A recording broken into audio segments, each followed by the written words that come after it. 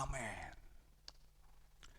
Shalom dan selamat Paskah bagi kita semua. Selamat Paskah juga Bapak Ibu jemaat Tuhan yang beribadah secara online. Kami menyapa kita semua, bersukacitalah di dalam keselamatan Tuhan. Bapak Ibu jemaat Tuhan, kita pada kesempatan ini bersukacita karena begitu banyak yang hadir dalam ibadah kita. Ada jemaat-jemaat yang juga sedang berkunjung, ada jemaat yang bersama keluarga, dan pada kesempatan ini kita bersyukur, kami juga kaget mendapat informasi bahwa anggota dari jemaat kita, gereja kita yang ada di wilayah Medan 2, Medan Kota, Resort Medan Barat, sekaligus juga keluarga ini juga adalah anggota Majelis Sinode GKPI. Kami ucapkan selamat beribadah Amang Dr. Marnik Huta Barat dan juga Inang Dr. Rointan Simanung Khalid bersama dengan keluarga. Bapak Ibu, kita kehadiran jemaat dari GKPI boleh beribadah bersama kita, maka semakin tambahlah sukacita kita. Semoga Amang dan Inang bersama keluarga juga semakin tambah sukacita ketika melihat GKPI Depok ada kabar sukacita yang diberitakan nanti kepada semua jemaat kita di sana. Kita bersyukur Bapak Ibu atas sukacita di Paskah ini. Kita juga dituntun di dalam tema yang membuat kita harus bersukacita seperti nyanyian tadi.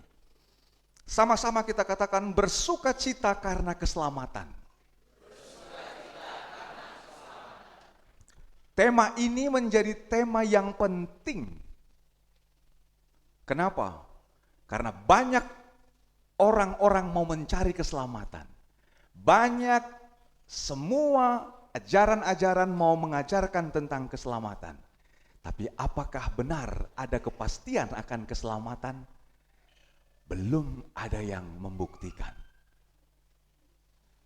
Tapi satu pembuktian iman yang dibuktikan dalam kesaksian yang hidup, ada orang yang menyaksikan, ada orang yang memberitakan, dan ada orang yang bersama-sama di dalam mengalaminya. Inilah kebangkitan Kristus. Kitab Yesaya pasal 25 menuntun kita dalam bacaan kedua sebagai evangelium. Kitab pertama tadi sudah kita baca dalam Matius sebagai bacaan pertama kita. Dan sekarang Bapak Ibu, mari kita merenungkannya dan melihat bagaimana hubungan firman Tuhan dalam nubuatan kitab Yesaya itu digenapkan terjadi dalam peristiwa Paskah sebagaimana dituliskan, disaksikan kitab Matius tadi, dan sekarang pun kita saksikan di tahun 2024 ini. Izinkan kami membacakannya bagi kita sekalian dalam kitab Yesaya pasal yang ke-25, dimulai dari ayat yang ke-6 hingga ayat yang ke-8. Lembaga Alkitab Indonesia menetapkan judul pada perikop ini, Perjamuan bagi bangsa-bangsa di Sion. Tuhan semesta alam akan menyediakan di gunung ini bagi segala bangsa suatu perjamuan dengan masakan yang berlemak. Suatu perjamuan dengan air anggur tua. Masakan yang berlemak dan bersumsum. Anggur tua yang disaring endapannya. Di atas gunung ini Tuhan akan mengoyak kain perkabungan yang diselubungkan kepada segala suku bangsa. Dan tudung yang ditudungkan kepada segala bangsa. Ia akan menelan maut untuk seterusnya. Tuhan Allah akan menghapuskan air mata dari semua muka. Aib umatnya akan dijauhkannya dari seluruh bumi. Sebab Tuhan yang mengatakannya.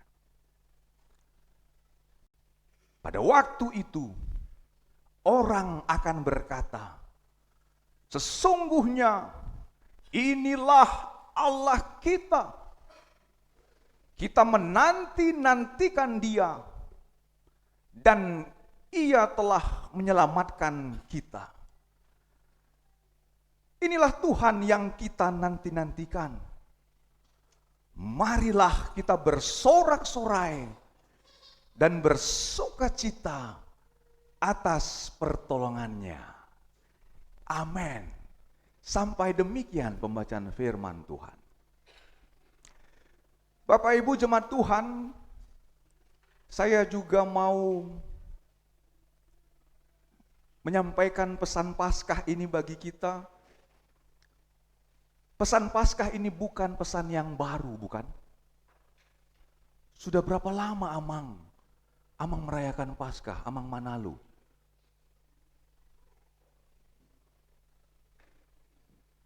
Sudah seumur hidup, bukan? Saya tanya juga, Amang Simorangkir, sudah berapa lama Amang merayakan Paskah? Sudah seumur hidup, bukan? Karena sebagai seorang Kristen itu, kita ada yang lahir sudah Kristen. Tapi juga jangan salah, firman Tuhan bilang segala suku bangsa, artinya ada juga bangsa-bangsa yang belum lahir sebagai orang Kristen pun akan merayakan Paskah. Karena itulah Paskah itu selalu baru dan akan mengundang semua bangsa-bangsa menyaksikan kuasa kebangkitan itu. Jadi Bapak Ibu, bukan hanya kita yang bersuka cita, tapi semua bangsa yang disapa oleh kebenaran firman Allah juga akan ikut bersuka cita. Kenapa? Karena Tuhan yang mengatakannya. Maka ini terjadi 500 tahun sebelum Tuhan Yesus lahir. Kenapa 500 tahun? Karena memang itu masa yang membuat mereka tertawan di Babel. Sampai mereka tidak lagi bisa hidup sebagai umat pilihan. Mereka berkabung, mereka meratap, mereka menangis, mereka bilang, habislah riwayat bangsa pilihan Tuhan. Selesailah generasi pilihan Tuhan. Tapi mereka tidak ingat ada Tuhan Allah yang tidak pernah lepas dari cinta kasih-Nya. Allah tidak pernah lepas dari panggilannya kepada umat yang dipilih. Karena itu Bapak Ibu, ternyata janji Tuhan tidak selesai. Janji Tuhan itu digenapkan dengan sewaktu Tuhan Yesus mati tersalib, kemudian selesailah janji penggenapan. Makanya dia berkata di kayu salib yang terakhir, sudah selesai. Dan ia menyerahkan nyawanya. Perhatikan Bapak Ibu, Injil menulis, Tuhan Yesus menyerahkan nyawanya, bukan dia dikalahkan oleh iblis. Tuhan Yesus menyerahkan nyawanya, dia memberikan satu janji bahwa apa yang diberikan Bapa, dia kembalikan kepada Bapa. Maka Bapa itu yang memuliakan dia pada hari ketiga, dia bangkit dari kuasa kematian yang membelenggu dunia dengan perkabungan itu. Jadi kita sekarang diingatkan, apakah sudah Paskah kita seumur hidup, masihkah tidak ada ketakutan Amang Manalu? Masih ada bukan? Apa ketakutan Amang sekarang yang paling besar? Dipindahkan ke IKN. Apa yang sekarang, jujur, kita merayakan Paskah, betul. Tapi kita juga manusia yang diliputi kedagingan yang mungkin saja sekarang sedang duduk di gereja tapi sedang dilanda ketakutan. Apakah Amang Simorangkir tidak punya ketakutan sampai hari ini? Punya. Bapak Ibu, Paskah itu mau mengingatkan kita bahwa kita akan tetap ada dalam ketakutan, tapi ketakutan itu tidak membawa kita kepada kematian kekal. Amin. Karena kematian kekal itu sudah ditaklukkan oleh Tuhan Yesus untuk dia ambil kunci kerajaan maut. Maka orang Kristen sebenarnya nggak perlu lagi takut tentang dunia yang gelap dan menakutkan ini. Itulah peristiwa Paskah. Sebelum kita memaknai Paskah dalam konteks Yesaya ini, Paskah itu pertama sekali dilakukan dalam peristiwa umat Tuhan dibebaskan dari bangsa Mesir. Berapa tahun Bapak Ibu mereka ditahan, mereka diperbudak, mereka dipersekusi, mereka dibully, mereka dihancurkan identitasnya, mereka dibuat perlahan-lahan tidak menjadi bangsa yang bermartabat. 400 tahun mereka di Mesir.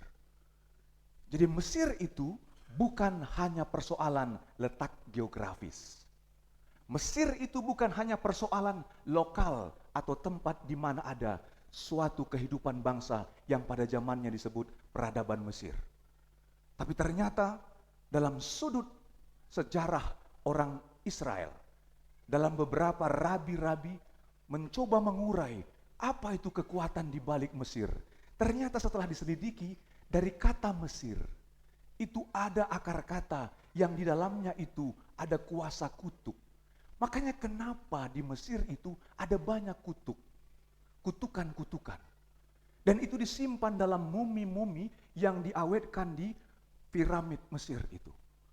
Jadi ternyata Mesir itu bukan hanya persoalan teritori, tapi persoalannya ada kuasa kegelapan yang membelenggu umat sampai 400 tahun. Dan Tuhan tidak suka membiarkan umatnya dibelenggu, karakternya dihancurkan, identitasnya dibunuh. Tuhan mau mengeluarkan umat itu. Karena itulah disebut peristiwa keluaran dalam kitab Keluaran.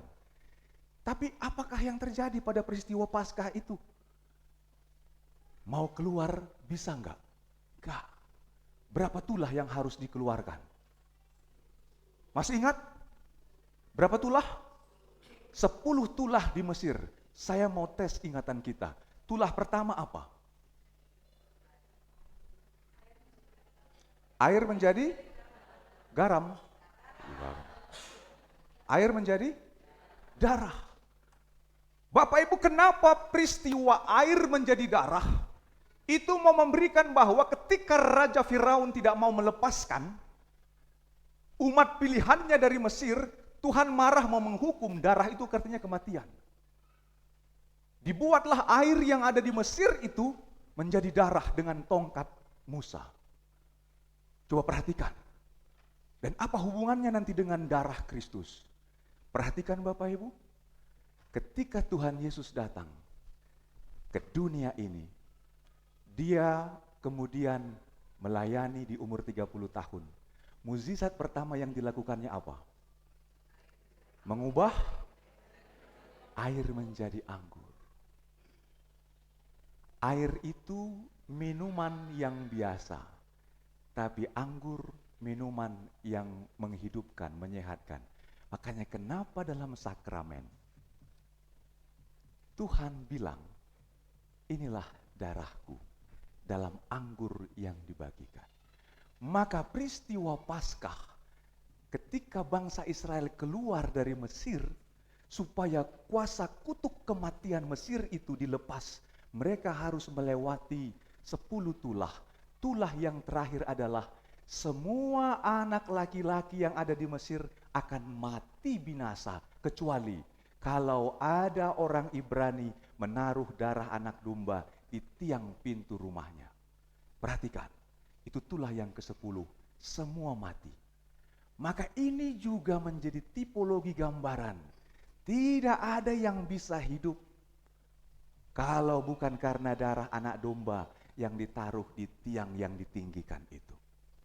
Bapak Ibu, peristiwa Paskah pertama karena Tuhan mau membebaskan umatnya, bangsa Israel, dari kutuk kematian yang ada di Mesir. Peristiwa Paskah yang kedua dalam perjanjian baru mengingatkan kita, Tuhan mau melepaskan kita dari kutuk dosa dunia yang membelenggu manusia. Maka peristiwa Paskah ini menyadarkan kita, kutuk sejak dahulu dan di dalam Yesus Kristus yang mati di kayu salib itu sudah dipatahkan. Dan inilah kemenangan itu, inilah sorak-sorai itu. Maka kalau ada orang Kristen yang masih dibayangi ketakutan, sesungguhnya kita belum sampai kepada kuasa kebangkitan Kristus. Kenapa? Karena ada seorang psikiater berkata, yang bernama Theresia Hauser. Theresia Hauser ini memberikan satu pernyataan kepada orang-orang Kristen. Ada banyak sekarang orang Kristen merayakan Paskah. Tapi ternyata Paskah itu tidak memberi kemenangan kepada orang Kristen. Kenapa? Karena kata Theresia Hauser, Paskah itu adalah kebangkitan kita dari kuburan-kuburan kesengsaraan, kuburan duka dan lara, kuburan menutup diri, kuburan rasa tertekan, kuburan iri hati, kuburan ketegaran, kuburan kebencian, kuburan tamak, serakah, kuburan keegoisan. Kuburan-kuburan itu sebenarnya yang masih membelenggu orang Kristen. Yesus sudah bangkit, kuburnya sudah terbuka. Tapi orang Kristen masih banyak terkubur dengan masa lalunya. Maka Hauser bilang, gak akan bisa orang Kristen merayakan Paskah. Karena sesungguhnya kuburan itu masih tertutup di dalam keegoisan, kebencian, kubur-kubur duka, kubur-kubur ketamakan, kubur-kubur iri hati. Ini kubur yang masih tertutup di dalam kehidupan umat manusia. Wajar, ada banyak orang masih dihantui oleh kuburan itu. Bapak Ibu, kita diingatkan oleh Theresia Hauser, jangan biarkan kubur itu menutup hidupmu. Sebab kuasa kebangkitan Kristus sudah membuka kubur itu, supaya kemenangan diraih oleh orang-orang percaya. Maka apa yang harus dilakukan oleh orang percaya? Pastikan engkau mendapatkan satu jaminan kebangkitan itu. Dari mana kita dapat jaminan kebangkitan, Amang? Inilah kesaksian yang dinubuatkan kitab Yesaya.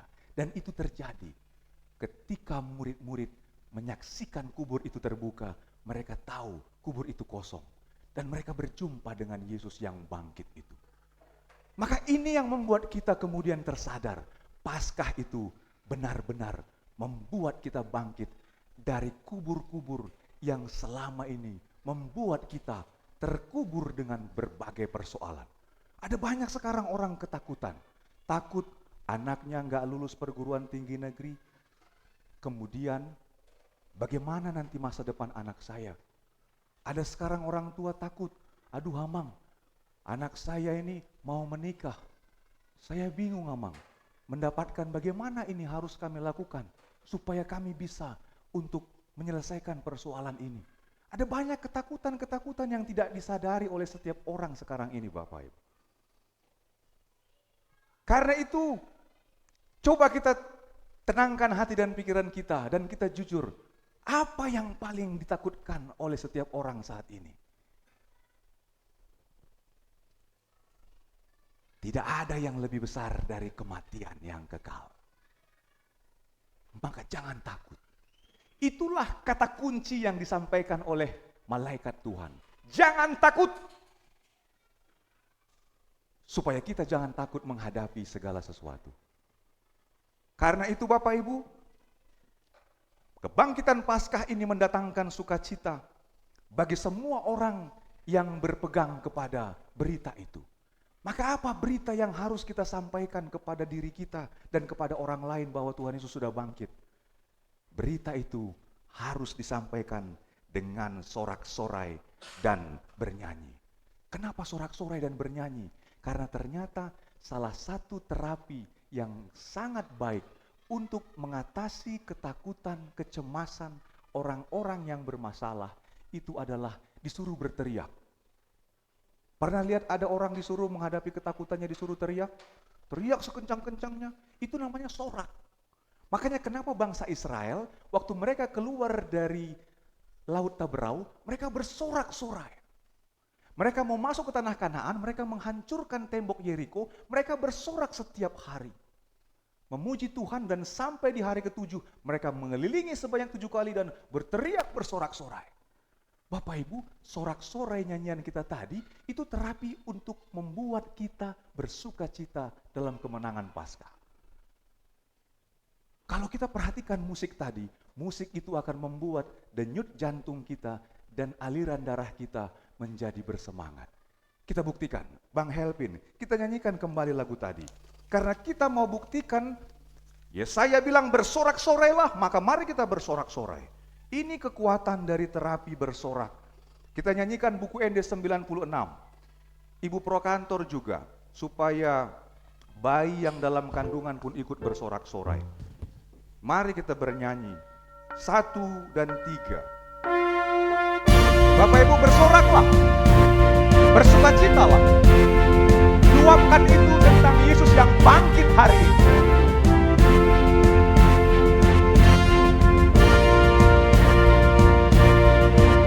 Dan rasakan kuasa kebangkitan itu memenuhi hidup. Nunggak talu hambatean dibantu Tuhan Yesus aina hidup ibana songona didongai. Haleluya, haleluya, nungahi Yesus. Haleluya, haleluya, nungahi Yesus. Yang ketiga,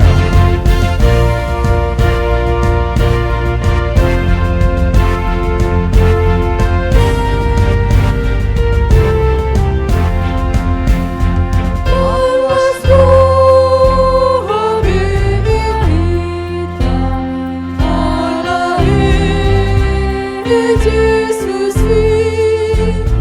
Bermalu asuri kita, siang magori. Haleluya, haleluya, nungahi Yesus. Haleluya, haleluya, nungahi Yesus. jadi Amang Manalu, Amang Simong Rangkir, kalau muncul ketakutan itu, katakan dalam hatimu dan bersoraklah, nungahehe Yesus. Kita harus ingatkan hati kita, jiwa kita. Jangan lagi takut dengan kubur yang membelenggu itu. Sudah bangkit Yesus. Gak ada lagi kuasa yang mampu untuk membuat manusia itu binasa kekal. Bapak Ibu, ini terapi. Makanya itulah yang selalu disampaikan oleh Tuhan dalam setiap penyembahan. Karena kekuatan penyembahan itu mengalir untuk orang yang memuji menyembah Tuhan. Yang kedua yang mau kita bawa dalam Paskah ini, supaya kita bisa ikut bersukacita dalam undangan jamuan Tuhan. Kita harus pergi membagikan kemenangan. Dan kita katakan kepada orang-orang, kepada keluarga kita, kepada siapapun yang kita jumpai dalam kondisi yang sedang dalam berbagai, dirundung berbagai persoalan. Katakanlah, jangan takut, bersukacitalah. Ini yang kuat, ini yang membuat kita dapat merayakan Paskah. Bapak Ibu, kenapa kita harus bersukacita? Ini yang kadang-kadang tidak disadari orang Kristen.